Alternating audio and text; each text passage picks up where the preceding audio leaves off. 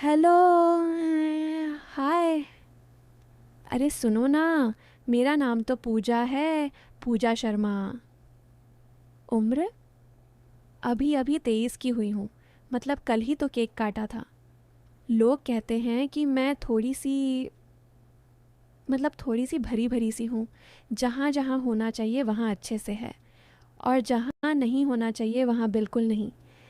मेरी कमर पतली है, पर जब चलती हूँ तो पीछे से जो हिलता है ना, वो हिलता बहुत है। मम्मी कहती हैं, बेटी तू तो चलती फिरती आफत है। और मैं हंस के टाल देती हूँ।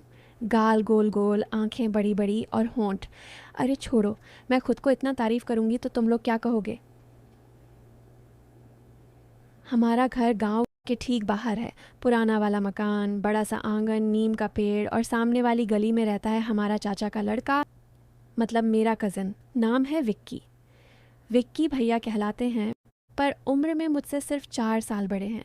शादी हो चुकी उनकी, पर बीवी गांव में नहीं रहती, शहर में नौकरी करती है, महीने में एक बार आती है। तो घर में बस मैं, मम्मी पापा, दादी और विक्की भैया। अब कहानी शुरू करती हूँ, बिल्कुल सच सच, जैसा हुआ वैसा। जून का महीना था। गर्मी इतनी कि पंखा भी शर्मा जाए। मैं सुबह सुबह छत पर कपड़े सुखाने गई थी। नीचे से दादी चिल्ला रही थी, पूजा जल्दी आजा, चाय ठंडी हो जाएगी। मैंने जल्दी जल्दी साड़ियाँ टांगी, और जैसे ही मुड़ी, सामने विक्की भैया खड़े थे। वो भी छत पर आए थे कुछ सामान रखने। मैंने सलवार कमीज़ पहना था, दुपट्टा कंधे पर लटका हुआ। गर्मी में पसीना ऐसे बह रहा था जैसे कोई नल खुला हो। मेरी कमीज़ पीठ से चिपक गई थी, और सामने से वो भी पसीने से गीले होकर बिल्कुल साफ दिख रहे थे। मैंने झट से दुपट्टा ठीक किया। विक्की भैया ने मुस्कुरा के कहा, अरे पूजा, तू तो पूरी तरह भीग गई है, जाके नहा ले। मैंने नज़रें झुका के कहा, हाँ भैया, अभी जा रही हूँ। पर वो रुके ही रहे। बोले, सुन, तेरी वाली मशीन में पानी भर गया है क्या? मैंने देखा कल से वो चीख रही है। मैंने कहा, हाँ, आवाज़ कर रही है। वो बोले, चल मैं देख लूँ। फिर हम दोनों वॉशिंग मशीन के पास गए जो छत के कोने में रखी थी। मैंने झुक के उसका ढक्कन खोला, और जैसे ही झुकी, मेरी कमीज़ आगे से और खिंच गई। विक्की भैया मेरे ठीक पीछे खड़े थे। मुझे लगा उनकी सांस मेरी गर्दन पर लग रही है। मैंने जल्दी से उठने की कोशिश की, पर पैर फिसला और मैं पीछे की तरफ गिरने लगी। विक्की भैया ने झट से कमर से पकड़ लिया। उनका हाथ, मतलब पूरा हाथ मेरी कमर पर था, क्योंकि कमीज़ ऊपर चढ़ गई थी। एकदम गर्म हाथ। मैं सांस रोक के खड़ी हो गई। वो भी कुछ सेकंड तक हाथ नहीं हटाया। फिर धीरे से बोले, संभल के पूजा, गिर जाती। मैंने बस हम्मा में कहा और भागी नीचे। दिल धड़क रहा था, पता नहीं क्यों। विक्की भैया तो मेरे भाई जैसे हैं ना। फिर भी कुछ अजीब सा लगा। फिर शाम को बिजली चली गई थी, पर मैंने वादा किया था ना कि बिजली जाने का सीन नहीं डालूंगी, तो नहीं डाल रही। उस दिन बिजली नहीं गई थी, बल्कि दादी ने कहा था कि आज गांव में मेला लगा है, रामलीला का आखिरी दिन, सब चलो। मैं तैयार होने लगी। लाल सूट पहना जो थोड़ा टाइट था, दुपट्टा हल्का सा, बस नाम का। जैसे ही बाहर निकली, विक्की भैया स्कूटी स्टार्ट कर रहे थे। बोले, पूजा तू आगे बैठ, दादी पीछे बैठेंगी। मैंने मना किया, नहीं भैया, मैं पीछे बैठ जाऊंगी। पर दादी ने जिद की, नहीं बेटी, तू आगे बैठ, मेरी कमर दुखती है। कोई चारा नहीं, मैं आगे बैठ गई। स्कूटी स्टार्ट हुई तो हवा के झोंके से मेरा दुपट्टा उड़ने लगा। मैंने एक हाथ से दुपट्टा पकड़ा, दूसरा विक्की भैया के कंधे पर रख दिया ताकि बैलेंस बने। रास्ते में स्पीड ब्रेकर आए। हर बार ब्रेकर पर झटका लगता और मैं पूरी तरह विक्की भैया से चिपक जाती।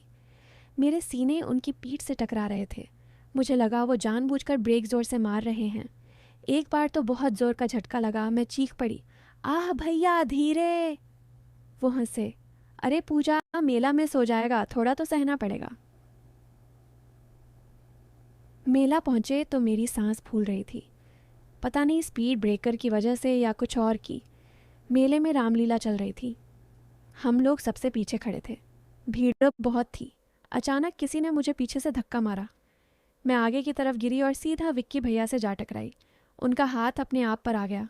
भीड़ में कोई देख नहीं रहा था। मैंने कुछ नहीं कहा, बस खड़ी रही।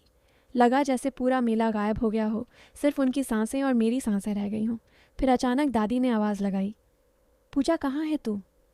विक्की भैया ने झट से हाथ हटा लिया। मैं आगे बढ़ गई। घर लौटते वक्त मैं पीछे बैठी, दादी आगे। मैंने जानबूझकर विक्की भैया की कमर में हाथ डाल दिए, पूरी ताकत से पकड़ लिया। वो कुछ नहीं बोले, बस स्कूटी थोड़ी तेज़ चला रहे थे। घर पहुंचते पहुंचते मेरी उंगलियां उनकी कमीज़ के अंदर तक जा चुकी थीं। कमर पर मेरी उंगलियां घूम रही थीं। कोई कुछ नहीं बोल रहा था। रात को मैं अपने कमरे में थी, दरवाज़ा खुला था।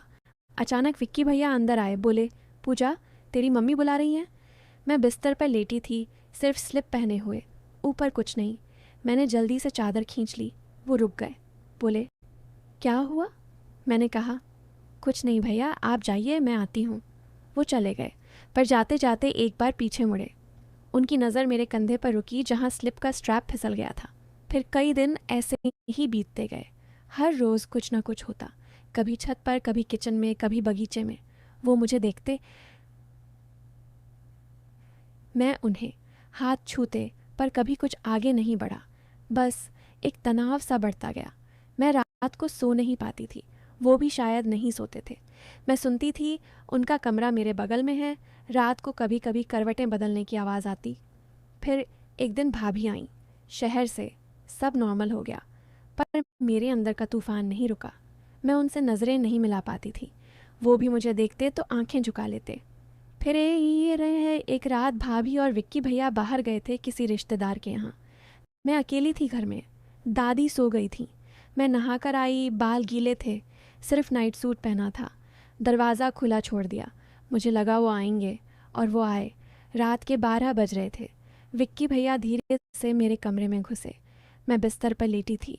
वो पास आए, बोले, पूजा, सोई नहीं? मैंने सिर हिला दिया, नहीं मैं। वो मेरे बगल में बैठ गए। उनका हाथ मेरे पर आया। मैंने आंखें बंद कर लीं। लगा आज वो दिन आ गया जिसका हमें दोनों को इंतज़ार था। उनका हाथ नीचे सरका मेरी गर्दन पर, फिर मैंने उनकी कलाई पकड़ ली। मैंने धीरे से कहा, भैया रुक जाइए। वो रुक गए। मैंने आंखें खोलीं। उनकी आंखों में वही आग थी जो मेरी आंखों में थी। मैंने कहा, यह गलत है, आप मेरे भाई जैसे हैं, हम ये नहीं कर सकते। वो चुप रहे, फिर बोले, मैं जानता हूँ पूजा, पर पिछले 2 महीने से मैं खुद को रोक नहीं पा रहा था। मैंने कहा, मैं भी नहीं रोक पा रही थी, पर अब रोक लूँगी, क्योंकि अगर हमने ये कर लिया तो हम ज़िंदगी भर खुद को माफ़ नहीं कर पाएंगे। वो उठे, दरवाजे पर रुके, बोले, तू बहुत अच्छी है पूजा। मैंने आज तक किसी को इतना चाहा नहीं जितना तुझे चाहने लगा था, पर तूने सही कहा, ये गलत है। फिर चले गए। अगले दिन भाभी और वो चले गए शहर। मैं रोई बहुत, पर दिल को तसल्ली हुई कि मैंने सही किया। फिर 2 महीने बाद मेरी शादी तय हो गई। लड़का बहुत अच्छा है, शहर में रहता है, मुझे बहुत प्यार करता है। विक्की भैया मेरी शादी में आए, मुझे दुल्हन बनते देखा। आंखों में आंसू थे उनके। मैंने दूर से मुस्कुरा के कहा, थैंक यू भैया। वो समझ गए, मुस्कुराए। शादी के बाद मैं शहर आ गई। कभी कभी विक्की भैया से फ़ोन पर बात होती है, बस कैसी है, ठीक है, इतना ही। पर दोनों जानते हैं कि जो 2 महीने हमने साथ गुजारे, वो ज़िंदगी की सबसे खूबसूरत और सबसे ख़तरनाक यादें हैं। हमने वो आग बुझा दी, वरना वो हमें जला के राख कर देती। तो भाई लोग, बहन लोग जो सोच रहे थे कि कहानी में कुछ और होने वाला है, वो नहीं हुआ। पर जो हुआ वो भी कम नहीं था ना। कभी कभी वो आग भी लग जाती है जो रिश्तों को जला देती है। हमने उसे बुझा दिया, इसलिए आज मैं खुश हूँ, बहुत खुश। तुम भी खुश रहो। बाय।